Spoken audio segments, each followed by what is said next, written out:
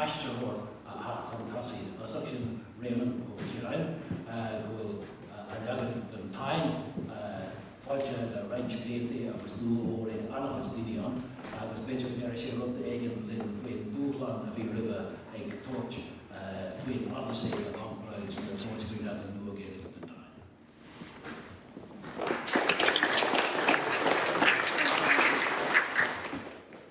Is cinse gur taithí a chuidí go mór lom agus mé I gobar ar an tain nuair dír Liam orm Sleachte ón Odaisé a asrú go nGaeilge agus na smaointí a bhí mo chláigeann nuair a bhí mé ag gobar ar na go bhfuil go leor de na heachtaí seo insan tain agus is Vitasoliach na Gréige a fuair na mánaí cuidhhaid na smaointí agus iad ag bracú síos na scéaltaí a bhí thar timpeall orthú ach ar nóí a bhí ballar an agus bhí cruútholin an cosúil a céilís ach bhí a lán den na rudaí a bhí ag tarlú in san scéaltaí seo ag tiit amach os mo chóir in san dóin ina maran muid inis faoi láthair agus bhí mé ará tá seo an cogaíocht an cosar bollag ar bhrá agus an taint agus an stracail na hinne cuachta. Tá sé ag tarlú inis ach tá sé bhaid níos massa sa lá atá aniu an agus is bhí mé ag smaointe go mór ar an dóí a miú lá leidtear ag na déthe ar héal na líní aga cosúil linne ach rud amháin ar rome ag smaointú chumáid leis na saoirún ar thoilsib na saoirún nuair a bhí an chéadcuid ag gáil rud amháin a thuí go mór a bheim orm na dhia Poseidon agus Helios agus sílam sa lá tá aniu an sin beirt déthe nach bhfuil muid ag tuairt ard go leor orthú agus déar orín. Tá an-áthas orm gur céire ní a bheits ag léú na Sleachte ar chur na nGaeilge orthú.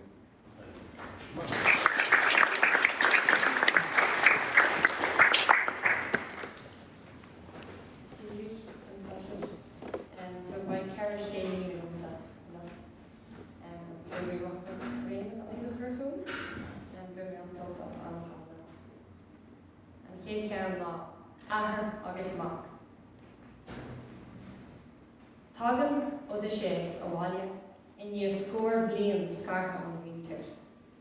Tasha Gleasta mar ar derka, Agla and Yenny, the fair Atagiri of Van Kayla Fosa, unseared.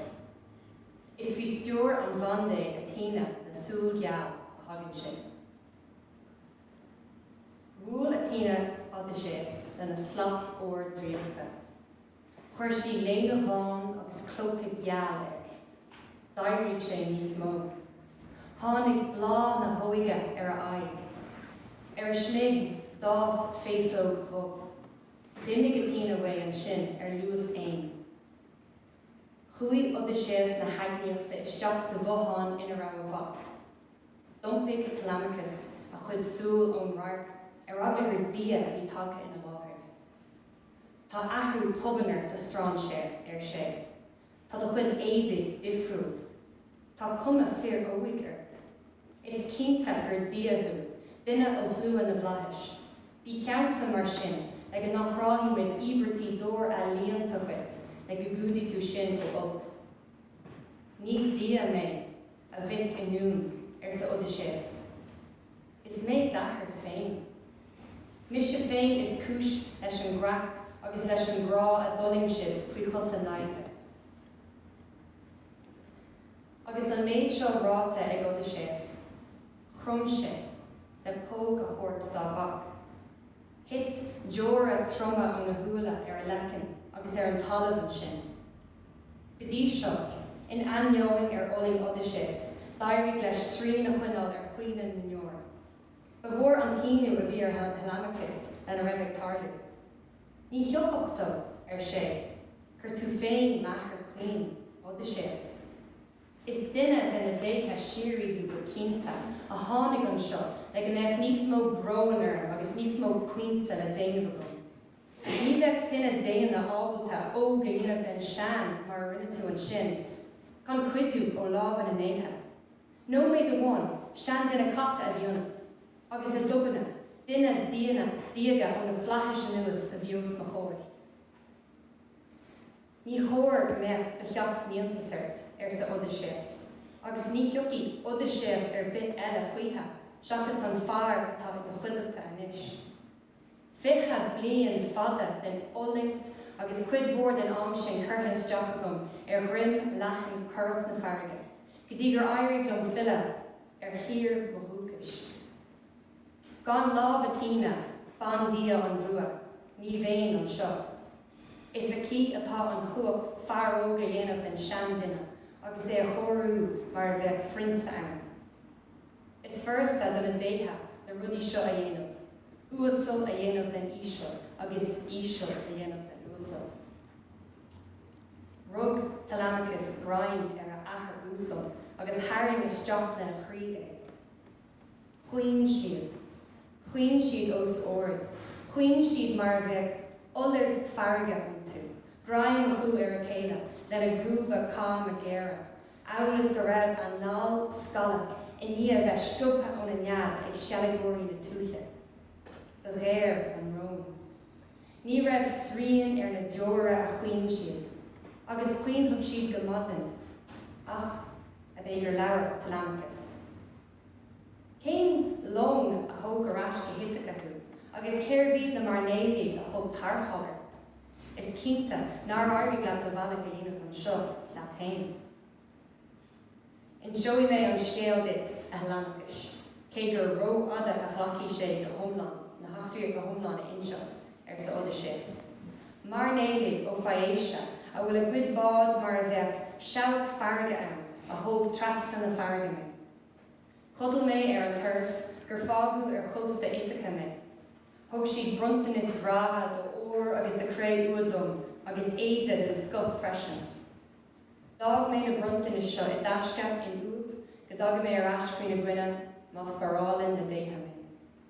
Lean mé tóir a tína an sin, chuig an áit seo inniu le go rocking hain agus tú hain a halamachas, ag gcóirla faoi bharú ar naimhde. Aberlóg faoin lucht suirí seo, atá crinthe na céile i mo fiachsa, I dhéirí mo bhean céile, do bháthar Penelope a fósa. Cé chiad, cé bhéad acu atá ann, agus cén sort fear iad. An lór an bhirrta gcuin le na marú, nó an maid cuidú de dhír. Tá scéalta go leor cluiste gom faoin glú mhór atá ort sa talamachas. Is ládrathú agus is críannathú ná léamh bit eile in Ithaca. Ach, ní bheith beirt rim an dain in an tríd I gcuine an irid sin fearr le féin. Bheadh sé do dhéanta. Tá breis agus céad acu an sin ag déanamh suirí le Penelope. Tá beirt is chuige ó gánach le na gcuid searbhóntaí ó Gúlinicum, ó Hamas tháinig cathair is fithe. Ó Zacyntius tháinig scór ó gánach de chuid míntar a caine, agus ó Ithaca féin tháinig beirt fearr úsal dé, agus ina measc siúd tá madán. An tarot atá ina urfadach diaga, chumála beirt gearabhóirí chumasach a fiola. Is searamh uirinn a bheith an díaltas don dhéanamh ionsaí ar na féir seo a lig, agus gan oning an beirt.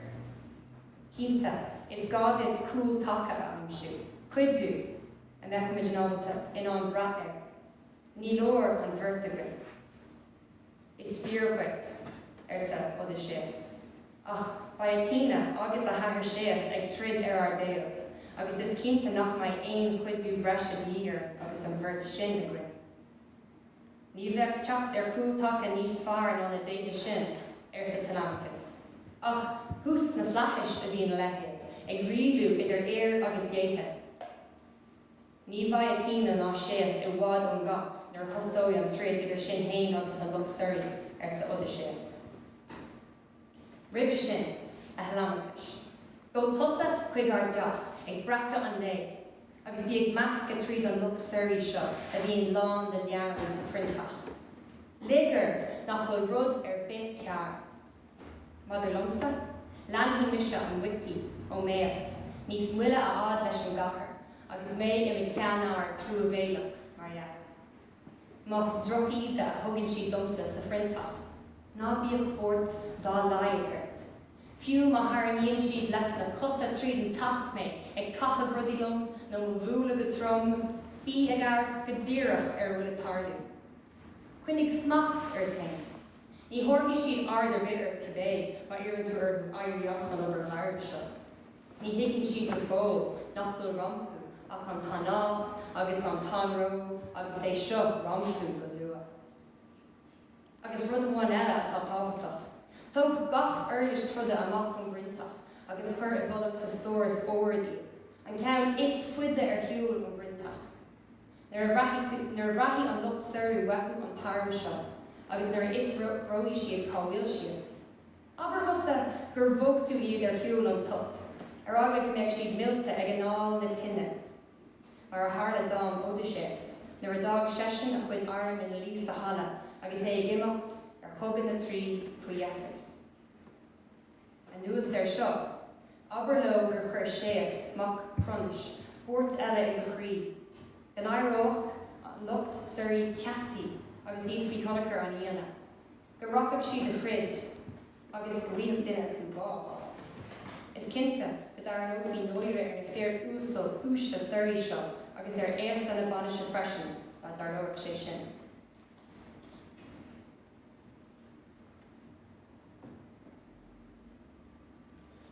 Is swidowen an córach, mas is vadwen an tarn, mar there an cearn eile.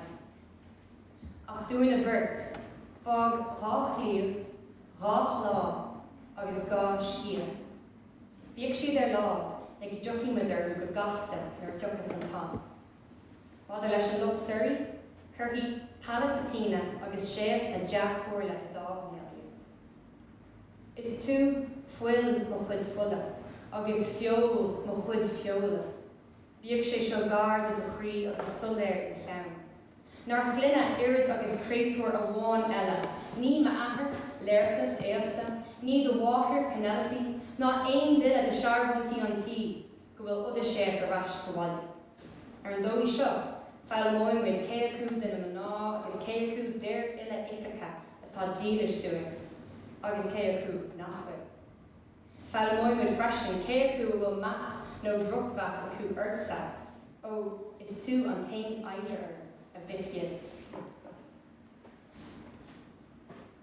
A ahar gil ar sa talamachas.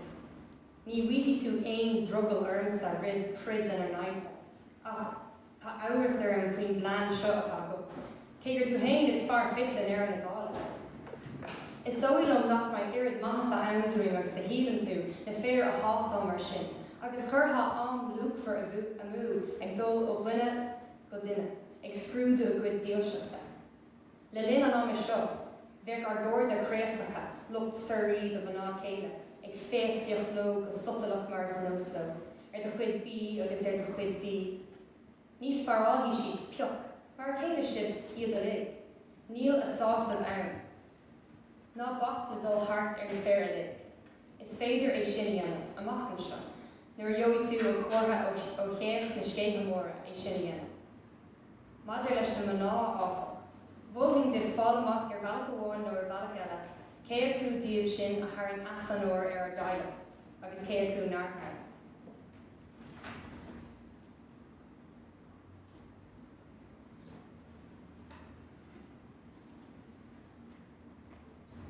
Soáile ar deire. Thóg an wiki ó méas, Odaisé a áit lena cheap hain, I bheistis fér deircha.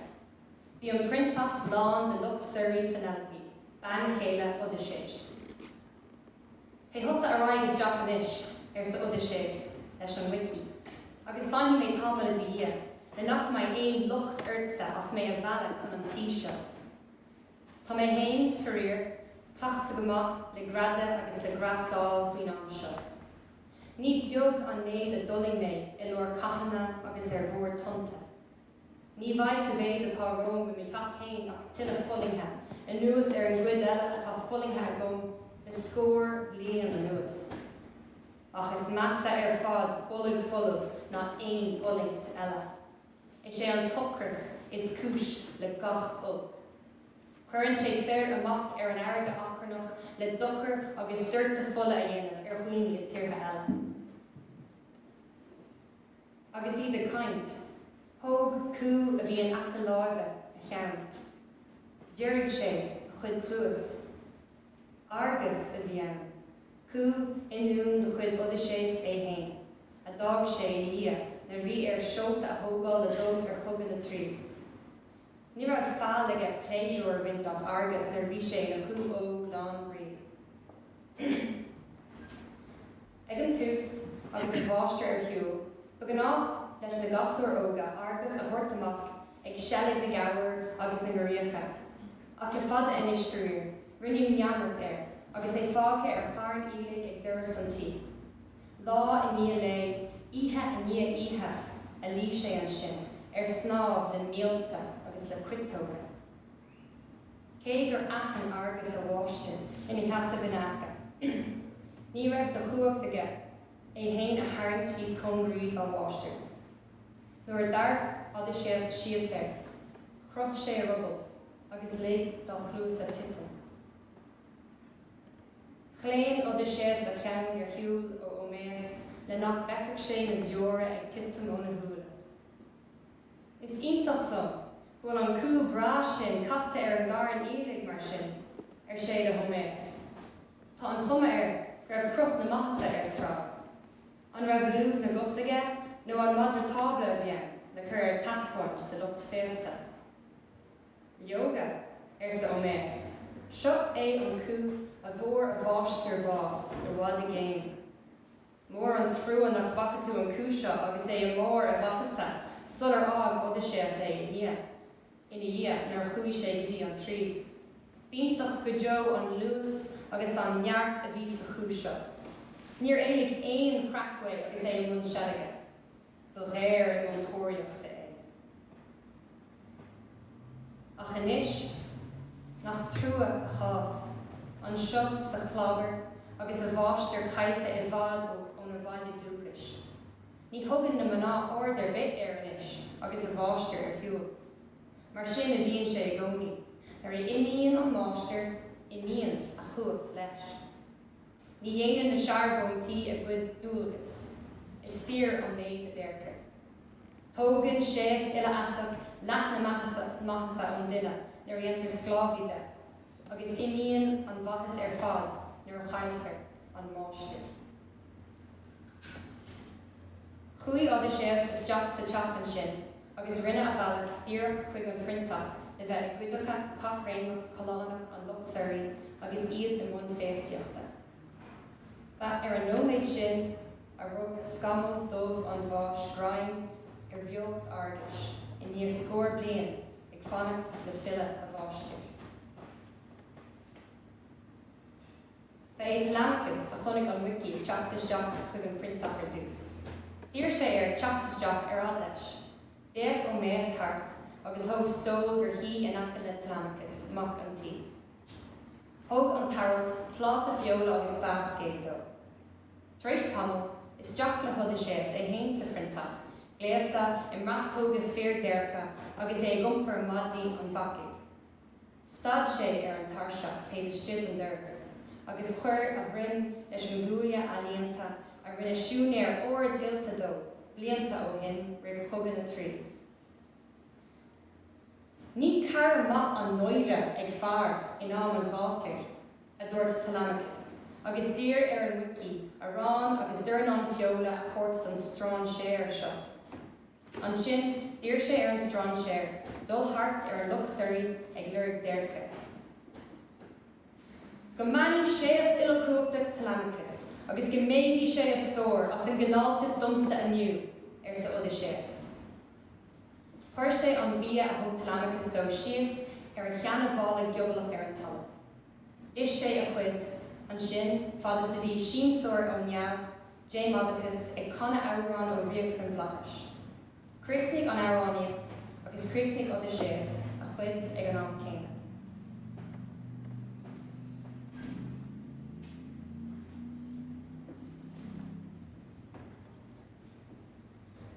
Thóg an luxurí rac rána nar tháinig deir leis an tíimsíocht úsal sa hallaigh. Detal a tína níos congraí do Odaisé agus dír dul meas an luxurí nuair déirce. Agus nóí sin beag sé ábhalt a fáilim cé acu a bhí ionmar agus cé acu nach raibh. Nach raibh ach an tant ina grí, cé nach raibh fáin ar tína í féin irid agus duine a bháin den luxurí seo a sfáráil an scris. Scris a tharraigh siad ar bhú féin. Chuaigh an strán sé thart ar an luxúirí agus a lámh siad amach. Feasach duine ar bith gur fear déirce a bhí ann le blianta fada. Bhí trúa acu do. Thóg siad bíada. Cur iontas orthu a lehéadar a bheith ag dul thart sa cuideachta ard nósach seo. Dífrigh siad do chéile, céir é an strán séir seo, agus céir bhas é. Leabhar mé Antios an tréadí gabhar an sin. Éistegí a luxurí de cuid na banríon na mór na rá Penelope. Cé hé an strán séir seo. Is cinnte go bhaca mé ride é, so an tháinig sé isteach in níl ó méas an wiki. Ní cuibann áfach céim drown den an muine sin. D'arc Antinous síos ar an wiki, agus ar sé. A wiki gan nóire. Cá tuige a tharraing tú a lehéadar chuig an chathair seo. Nach bhfuil bairiocht pláirí agus páistí tréige ag gin hena féin, gan an dúlach falsa seo a chóirt in ar láthair, le bheith cur isteach ar na féir úsla seo in mún féasta. Tá do chuid focail é ggóra go Antonis, cé gur fearr de thucht úsáidú ar sa óméas. Cé a bhealach strán séir ó bhfad a céim, mar a bháiste céirde é, ag áfrail sirbhísí don focail. Lia, tógálaí, nó áhraní tréthacht a spreagann an trí nó lehéad. Bhí an tóir ar iar mar sin ar fud an dáha. Is fíorhaint nach mé ag fearr stúma ar bit ag iarraí úlach na déirce a tharraingt ar hain gan cúis ban. Ach, tá tú hain níos crú a críthe nó duine ar bit eile den luxurí atá an seo ar luirg lámh na banríana. Bíonn tú gar lomsach go háirithe. Agus cum a lomsa ad is a bhaim a bhain deadhéanamh Penelope agus amach an máiste ó Telemachus sa teach seo. Chuir Telemachus cogur i glúas an wiki. Bí a host, ní fiú bheith caint mar sin leis. Tá clú agus cáil ar Antonis as a bheith ag chur curí ar bhuaine é hain. Agus nuair nach bhíonn sé hain ag choirí cursaí, bhíonn sé spreagadh daoine eile le bheith mún achrann i searbhaintí an tí seo. Thiontaigh Telemachus ar Antonis é hain an sin, agus níor chuir sé fiacail. Ach tú hain atá cineálta domsa, mar a bheith athair ag tógáil mic. Agus féidir go an cearta go iarú an rúg a chuir ar an strán séir seo, ar an dóí nach meid feann air, nó ar bhuine a bit eile dá lehéad, fila go lua. Na déithe idir sin agus an drochród. Is cór ghlacha lena lehéad, agus graim na nithe a thuirtó. Ní bheith aon druggal ar bhanantí, ná ormsa, ná ar an máiste é hain Odaisé, tá meid sé an seo, an méid beag seo a dhéanamh don arbhacht. Ach, tá an chuma ar an scéal, gur mó an spéis atá gotsa, a bheith a hir ag líana do bhuilig agus ag flocad de bhéal ná bheith ag cuidú le bochtán in ar meas. Dragar Antonis é. Nach tú hain atá ceann dána, is dalaba an bhaisiach leabhar lumsa mar sin. Tá dúrthach na féir eile an méid céine agus a thugam hain dá bhacha saoil, bheith réitethe de, agus den cíopa seo go ceann rád. Leis sin, rug Antonis graim ar stóil cuise a bhí faoin tábla, agus cuma ar gur sé ré i chathabla den éige. Thug na féir eile den luxurí déirc do Odaisé, agus é ag dul thart orthu. Dar stop sé oscóir Antonis, áfach, níor thug sesin a chatta. Tóir rud éigean ar laghad dom a iar úsal ar sa Odaisé. Mar feictar domsa gur fear riag acu, agus gur beag le de bhacasáil tuairtas beag bia a chuir domsa. Bechordit níos mó a chuirt an a fér eile, agus má thugan tuairtí mé ord bholagat as do chuid flathúlachta, agus mé ag taiste na tíre. Lá den tail bhí tacht mór de mo chuid héine gom, agus thug mé deirc don na lumid cobhíoch gan dídan a thugad mo bhanach agus iad ar seachran. Ba chum a lumsa céir bhíad nó céir bhasiad. Ba bhór ma stór ag an am sin, agus bhí searbón tí galóir ag freastalir. Bhí má hád a bhíon an tíal agam, ach bhí tul héas mach cronis, gach rud a chur ar neamhní. Rud a dag an siop mé aniu, nibnach agus briste in níl mór an crá agus borthaí. Deach Antanas sias agus dúirt. Céim dia gan cíal a cheola lehéad do crá chríúin agus muid mund féasta. Amach as mar rairclaat, nó ba an méid a doling tú ribbe seo éadron, teig leis an méid a harloidid an seo a flá gan noige. Tá gach fear sa frintach úsol seo crát agam. Agus, cé gur thug siad dit go fial. Is cumala, mar táthar ag tuairt fuileach fér eile chuit. Harry Odaisé siar an sin, agus dúirt. Is cosúil nachfuil an cíle go atá incurtha de bhráchacht bhuairge. Ní thuirtha an méid is lú don bhachach is mó fiúntas. Ach, ag an am céine, síon tú ag tábla fér eile, agus flúirse bia agus dí i do bhlacha go.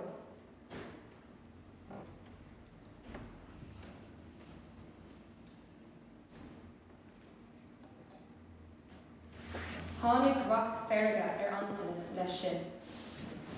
Déag sé ar an machach, agus súil an donis ina chluigean. Agus ag drana mar a bheith cú an dúirt.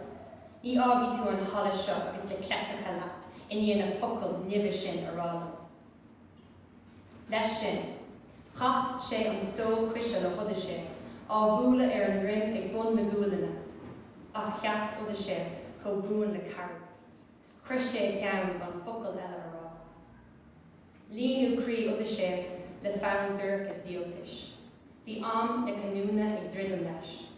Smíonigh sé ar a bhean chéile, nach bhaca sé le scór bliain, agus garm sé ar a tíine teacht i gabhar a ríis.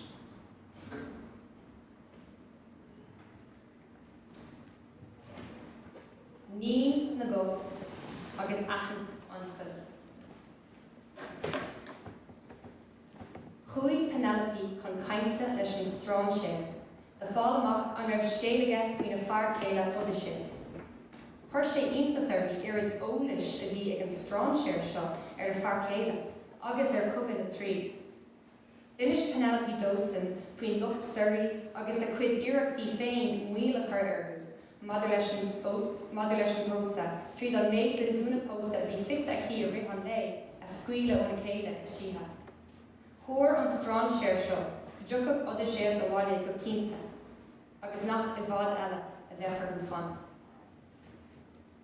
A strán séir agni ar sa Penelope. Níor tháinig cuairteoir riamh cuaing an seo a bhí cós dúma leatsa. Tá léargas damhna agat ar chórsaí an taobh. Ligdúing de chosa ní, a chóirúing fáilte ceart a turbo. Tá sean chalí na gobariguin a bhfuil crí na tuiscine aici. A í an bhanaltar cícha a bhí ag má úsal céile. Odaisé cocht, ón lá a tháinig sé ar an saoil. Iarthaí mé ar bhí de chosa nibna caní. Tar cuaing an seo a ar clé a chríanna, gníhí tú cosa an iarmhuicht seo.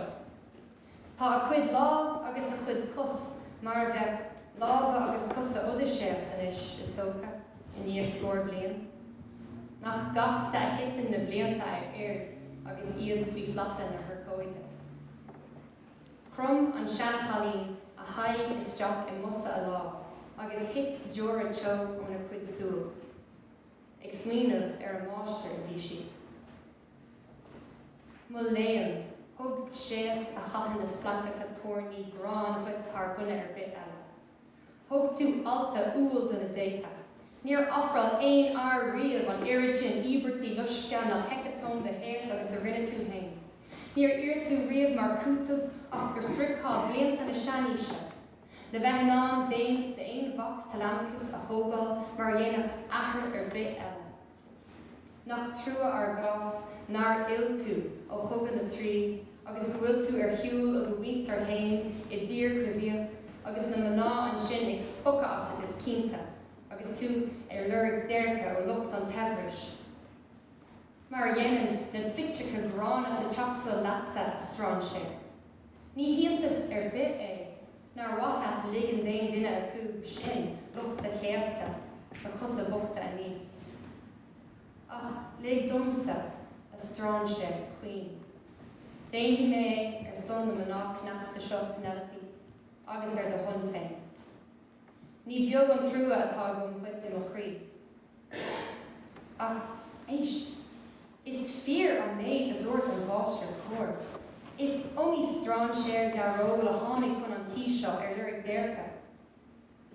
Ach leis an iarna a dhéanamh, níocha méid riamh fear ina measc a bhí cosú le fear eile, is atá tusa le Odaisé. Tá an go céanna, an crop céanna, agus na cosa céanna agat, is a bhí ag Odaisé. A seanacháilín chuoin ar sa Odaisé. Tá sé fear go dúirt éon ár chunig mé héin agus Odaisé in éon áit amháin, gur bhéh me leat race. Díreach mar atá ráte ag go féin agus ag mástras an tí. Líon an seanacháilín leat an bháisín le hiisce fór, agus líon suas an leat eile le hiisce te, agus ar tí cosa an bhacaigh a ní. I dtuganna, tharraing Odaisé siar ó chulas na tine. Chuimhnig sé, go nach nóach an seanacháilín có luath is a leagach sí lá ar an gullam ar a chos, agus go mbeadh a scéal scaoilte. Tharraing sí níos congraí do ríis, agus thosaigh ag ní na gos. Láithreach, daithann sí an colm, a dág tuirc fiáin in a stair iad go bhéir ar chus Odaisé, ar nach raibh sé ach in a gas óróg. Scrúdaigh sí an colm go córamach. Ar a bhochu, daithann sí céad dhearn. Lig sí don cos titim san isce de phlád, agus dúirtú a raibh sa bháisín amach ar an orlar leis an íontas a bhír. Rúm, sonas, agus brón go tubaní. Bhí tucht an ghfuil ar a glór. Chuir sí méir ar sméig Odaisé agus dúirt i gcogur. Tá sé fear. Is tú Odaisé má leanamh inúm. Ní raibh is a gom go dtí gur leag mé lá ar do chosa, gur tú má bháistar hain. Tá sé fear.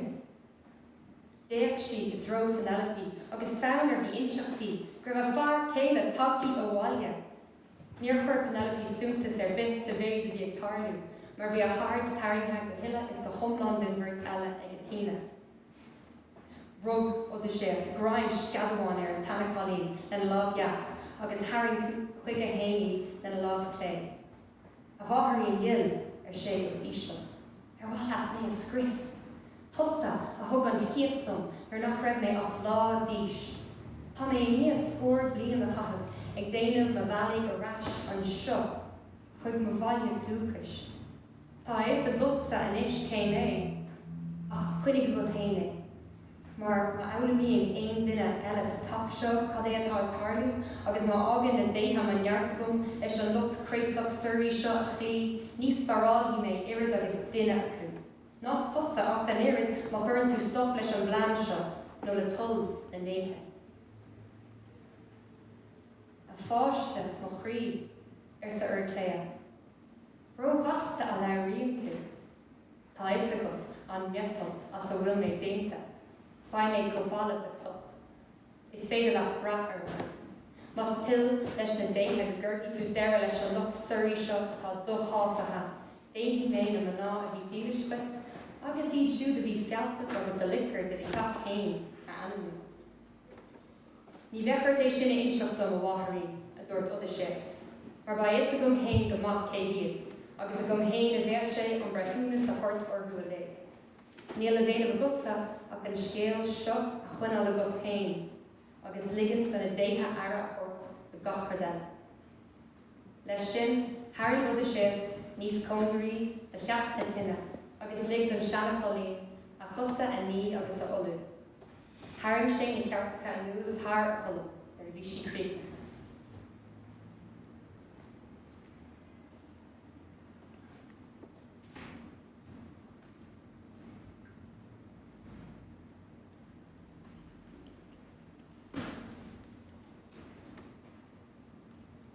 Teist na lapa.